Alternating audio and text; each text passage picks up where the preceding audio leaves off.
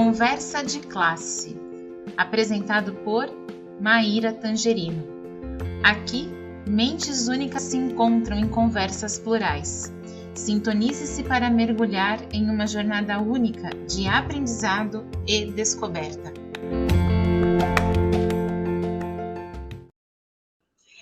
Olá, pessoal! Boas-vindas ao Conversa de Classe. E vocês sabem, né? O nosso programa, o nosso bate-papo aqui semanal, ele tem o objetivo da gente explorar temas educacionais que são fascinantes.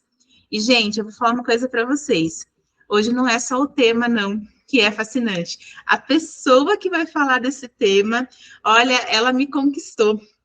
Eu a conheci num evento do Google, né? Ela foi lá contar para o pessoal dos Google Champions, né? Que eu tenho a felicidade de ser uma Google Champion. Ela também é uma Champion, né? Por definição, com certeza que é uma pessoa Champion que faz diferença na educação. Então, não é só o tema hoje que é fascinante, não é só o tema que é fascinante, é o tema e a pessoa, né?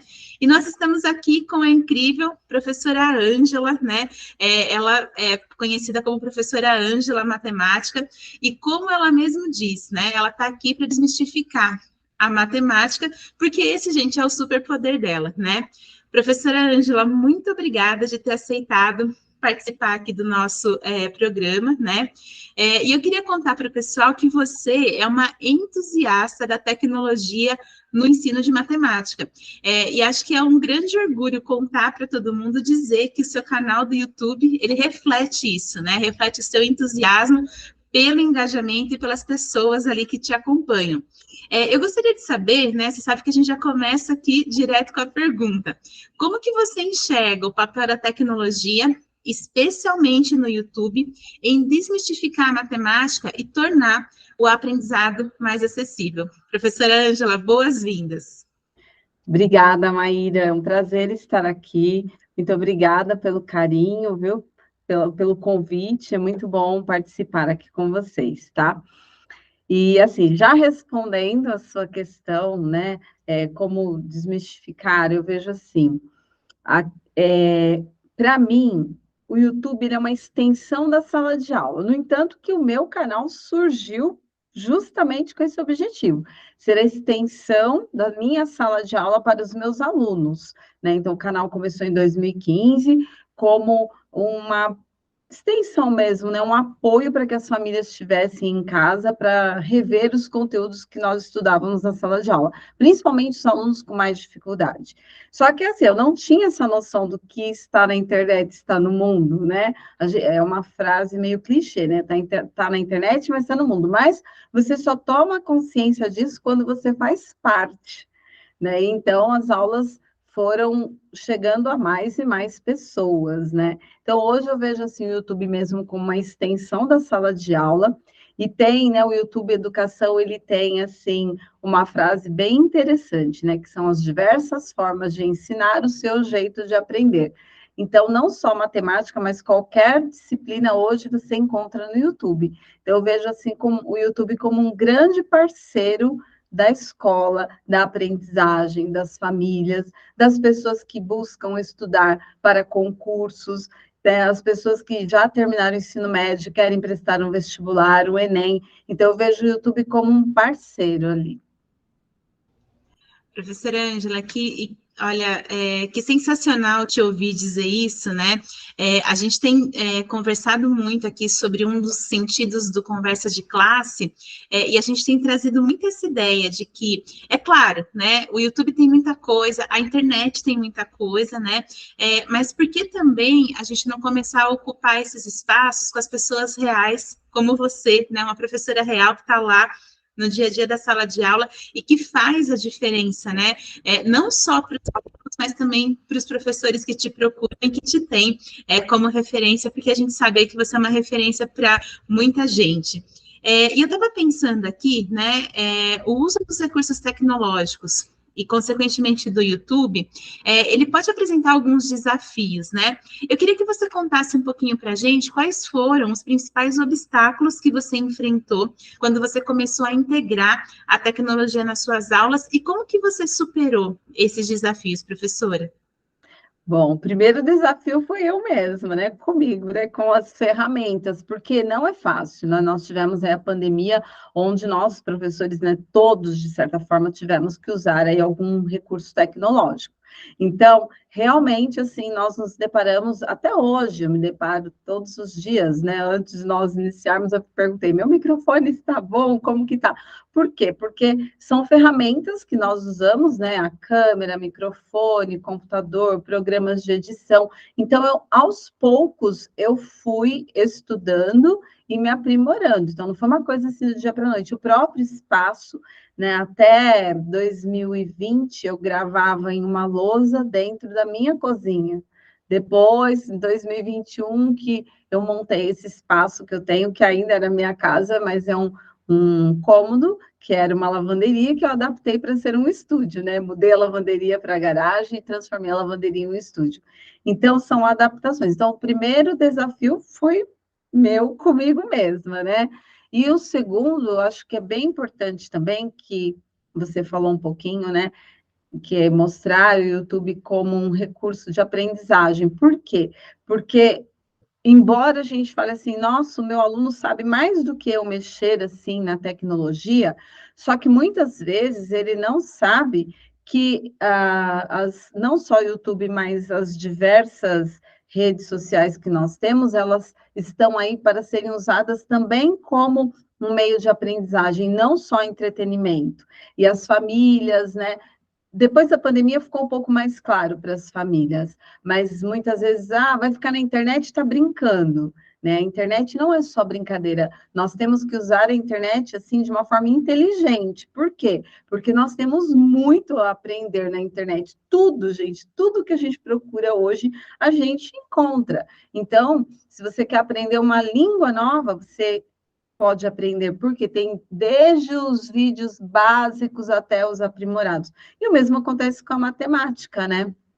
Então, você pode fazer uma revisão desde os conteúdos básicos. Eu fiz uma live falando sobre a volta às aulas e os desafios da matemática. Então, eu falo para o aluno que ele tem que ter a humildade de observar. Por exemplo, ele está na sala de aula, o professor entrou num conteúdo, explicou, e ele não conseguiu entender, então pergunta para o professor ou para a professora qual o conteúdo anterior a esse, né? Que a matemática ela é uma continuidade. Então, qual conteúdo anterior a esse você teria que saber, né? Eu usei até o exemplo do logaritmo. Não adianta a pessoa falar, eu não sei logaritmo, se ela não sabe, por exemplo, potenciação. Por quê? Porque se ela tem dificuldade em potenciação, ela não vai conseguir resolver logaritmo. Agora, não adianta também a pessoa querer aprender a saber potenciação se ela não sabe a tabuada. Então, a pessoa, o aluno, né, o estudante, ele tem que ter essa noção, principalmente os estudantes do ensino médio, né? No fundamental, nós professores, ali com as nossas avaliações diagnósticas, nós conseguimos identificar onde cada aluno tem ali a sua dificuldade. Mas já lá no ensino médio, com a maturidade do aluno, ele já pode ter essa humildade de falar, opa, eu preciso rever outros conteúdos. Por exemplo, não dá para seguir funções sem ter estudado o plano cartesiano. Vamos supor que ele estudou, mas ficou com alguma defasagem. Então, para ele conseguir construir os gráficos, encontrar um determinado ponto de alguma função, é importante que ele volte lá e reveja os conteúdos. Então, a internet está aí para isso, né? As redes sociais, o YouTube está aí para isso. Então, se ele colocar lá plano cartesiano na lupa de pesquisa, ele encontra inúmeros vídeos, e aí entra naquilo que eu te falei, né? As diversas formas de ensinar o seu jeito de aprender, né? E aí você olha de um professor, olha o de outro, e aí vê qual você se identifica. Às vezes, uma aula minha, ela pode te dar exemplos, mas uma outra aula também vai aprimorar esses exemplos. E é assim, eu vejo o YouTube dessa maneira, assim, com um grande leque, e esses são os desafios, né? Mexer aqui com as ferramentas e levar isso para o aluno como uma fonte de pesquisa, mostrar para eles como pesquisar, como buscar, né? E nós, professores, temos que tirar esse preconceito de que o aluno sabe mais, né? Quando a gente leva, por exemplo, um aluno para um laboratório de informática e você vai trabalhar o Matfic, o Khan Academy, por exemplo, eles ficam meio perdidos, né? Por quê? Porque eles sabem mexer na tecnologia, mas será que eles sabem usar esses apps, né? Então, tem tudo isso, né? E eu vejo não só na disciplina de matemática, mas em outras disciplinas que levam os alunos para as salas de informática lá, eles falam, nossa, mas eu achava que eles tinham mais facilidade, eles demoram muito, né? Então, nós temos que tirar esse preconceito de que o aluno sabe mais do que a gente na tecnologia. São aprendizados diferentes. A gente sabe trabalhar com alguns apps e eles sabem fazer outras coisas, e aí vai. E, professor, o quanto é importante, né, a gente também influenciar, acho que tanto os alunos quanto também os professores, até essa tranquilidade de dizer mesmo que não sabe, né? A gente não nasceu sabendo, né? E desmistificar um pouco, né, gente? Porque quando a gente ouve o termo nativo digital, a gente tende a acreditar que ele está dizendo que essas pessoas, elas são nativas e, portanto, elas já vêm com esse conhecimento implantado nelas. E não tem nada a ver com isso, né? É uma interpretação muito equivocada do termo. Eu até tenho um exemplo assim que é como música. Todo mundo tem possibilidade de aprender, mas esse aprendizado ele exige treino, ele exige prática, né? E muitas vezes os recursos tecnológicos também, eles são desse jeito.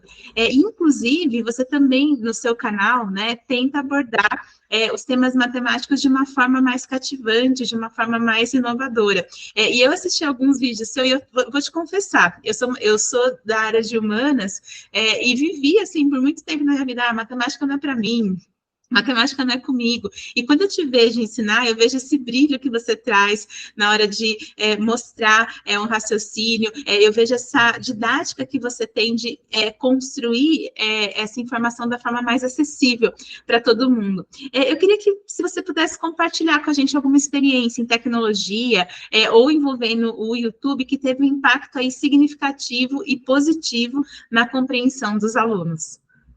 Então, não só nos meus, né? Logo que eu comecei o canal, então nós tivemos assim o resultado das avaliações de uma forma positiva, assim como os depoimentos que eu tenho no canal. Então, todos os dias eu sempre recebo assim um depoimento de uma mãe, né? Agora não nas férias não, mas durante o período escolar sim. Então, as mães assim que vão buscar ajuda e aí deixa o depoimento. Olha, muito obrigada, meu filho chegou com essa dúvida em casa e eu não consegui ajudar, vim até o seu canal, aprendi com você e consegui ajudar o meu filho. Eu acho isso muito gratificante.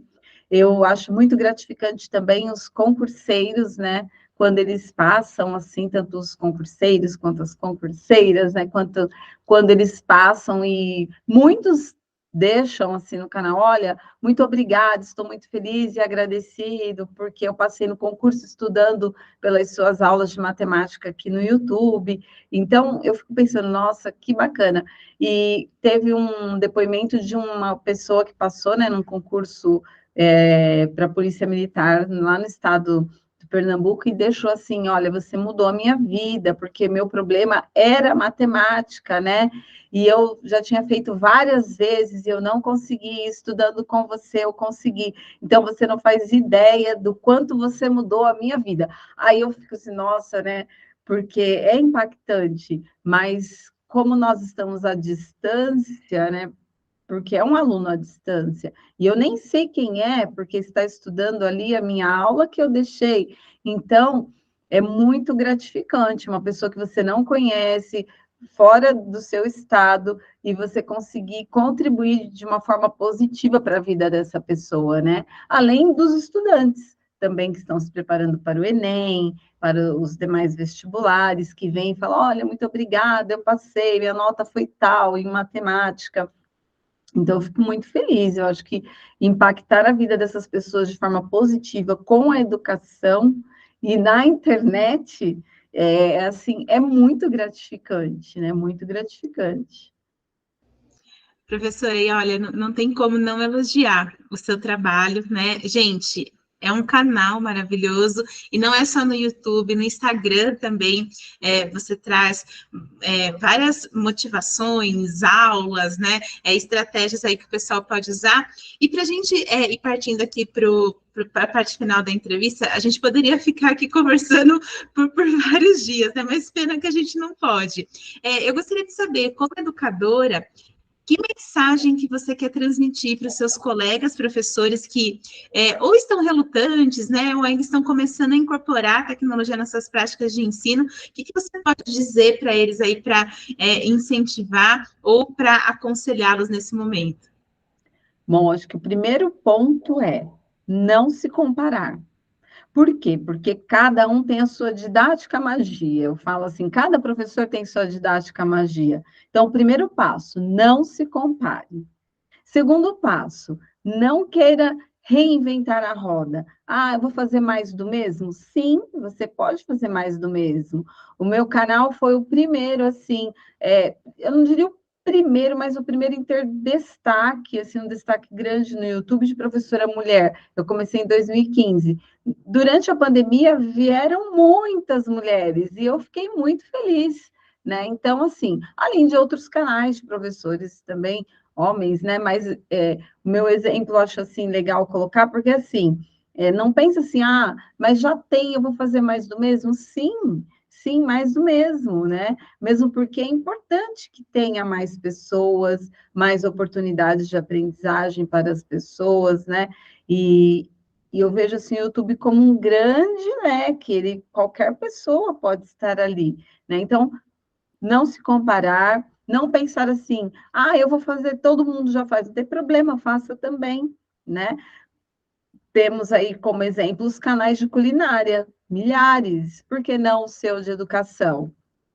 É fácil? Realmente, não é fácil, mas tenta, né? Tenta. Lembra sempre que o seu pior inimigo é você mesmo, né? Então, muito cuidado com a sua autoavaliação, né? Faça uma aula, eu acho que nós que estamos em sala de aula, e durante a pandemia tivemos que falar com a câmera, eu já falava com a câmera há alguns anos, né? Então, o segredo acho que é esse, é você falar com a câmera e assim, tentar e colocar lá, sabe? E avisar os seus alunos, olha, eu fiz uma revisão do nosso conteúdo, está lá para vocês. E assim, o que está na internet está no mundo, e eu tenho certeza que aquilo que a gente faz de coração, muitos olhos estão disponíveis para ver, né? Assim como aquilo que a gente fala, né? Que a gente fala de coração, ouvidos terão para ouvir. Então, a mesma coisa dos vídeos. Tudo aquilo que a gente mostra, que a gente coloca, olhos estarão ali para enxergar, né? Para ver. Então, eu acho bem importante, assim, você tentar, né? Porque senão você vai, se a pessoa deseja, senão ela vai ficar assim, se eu tivesse, se eu tivesse. Não faça isso com você. Tente, tente. Professora, que lindo, até emocionou aqui as suas palavras de tão bonita mesmo, né? Muito obrigada por ter compartilhado com a gente as suas perspectivas, De as suas nada. experiências que são tão inspiradoras, né? Esse conhecimento, como você falou agora, está aqui para o mundo, né? Para todo mundo ver. E em breve vai estar aí no ar para o pessoal curtir, então a gente curte esse vídeo, né? Compartilha aí com quem vocês quiserem também inspirar, e a gente se vê no próximo Conversa de Classe. Muito obrigada, professora Ângela. Eu que agradeço, um grande abraço a todos que estão aí nos assistindo.